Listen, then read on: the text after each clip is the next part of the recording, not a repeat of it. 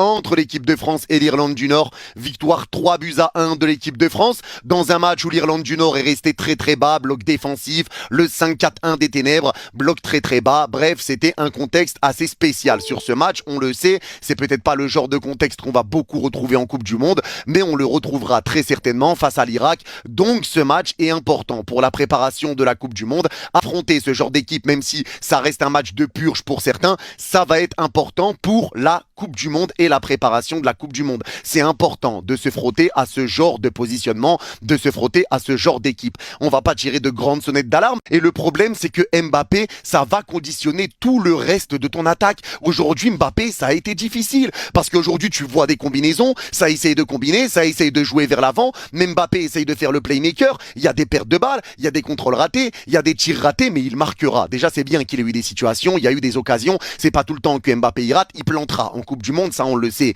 Il y a eu des situations pour lui, il y a eu 3 occasions. Il aurait pu donner 2 passes D à Olysée, mais ça a été raté. Mais il ne ratera pas tout le temps. Le problème, c'est que Mbappé, dans ce genre de match, il ralentit le jeu. Et le problème, c'est que Mbappé, contre des blocs bas, c'est difficile. Donc aujourd'hui, tu dois trouver un équilibre pour que ça marche offensivement. C'est pas un débat de ouais, Mbappé il a été nul, ouais, Dembélé il a été nul. Et j'ai l'impression que les pros Mbappé, ils essayent de faire la même chose qu'au Real Madrid, c'est-à-dire ah le problème c'est Vini, ah en France le problème c'est Dembélé. Mais il faut pas aller là. On parle de l'équipe de France, c'est notre sélection. Le but c'est de trouver le moyen pour que ça fonctionne.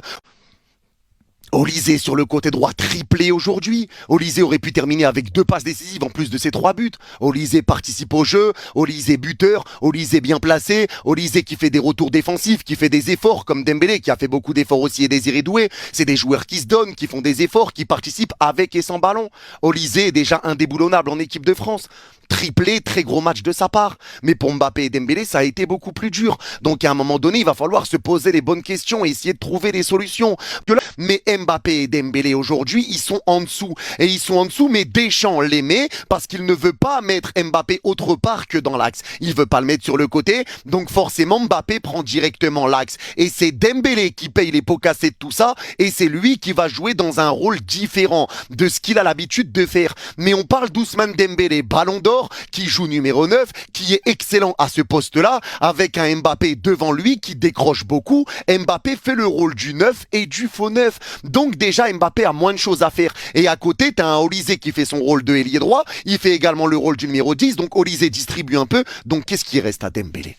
Qu'est-ce qui reste à Dembélé? Moi, la question, je vous la pose. Mais là, les gars, je le répète, aujourd'hui, Dembélé, certes, fait pas un bon match. Et il y en a qui vont dire, ouais, mais t'es parisien, donc c'est pour ça que tu le défends. Mais non, c'est juste qu'aujourd'hui, Dembélé fait pas un bon match. C'est vrai, mais il est pas mis dans les bonnes conditions. Il est pas mis dans le registre dans lequel on l'attend. Et il y en a qui vont te dire, ouais, mais Dembélé, il a rien prouvé en équipe de France. Il a joué 9 camps. Il a joué 9 camps.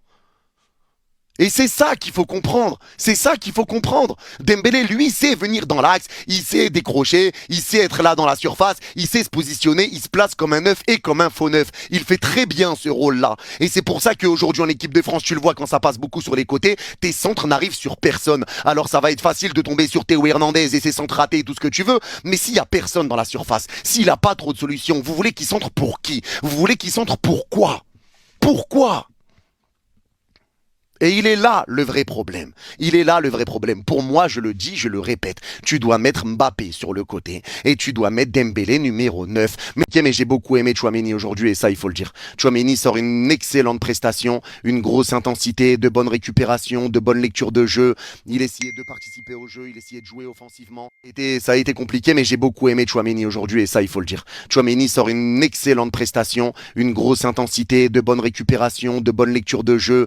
Il essayait de participer au jeu, il essayait de jouer offensivement, il était là pour aider sa défense, il nous a fait de grosses interceptions, de grosses récupérations, il a vraiment eu un abattage exceptionnel Tchouaméni, et pour moi il est encore top 3, il faut parler de Tchouaméni en équipe de France qui est excellent, et pour moi c'est une réalité. Il y en a qui vont dire ouais le milieu de terrain n'a pas été bon, mais pour moi Tchouaméni a été excellent, il a été plus en vue qu'un Adrien Rabiot, mais Adrien Rabiot encore une fois pour moi n'a pas été mauvais.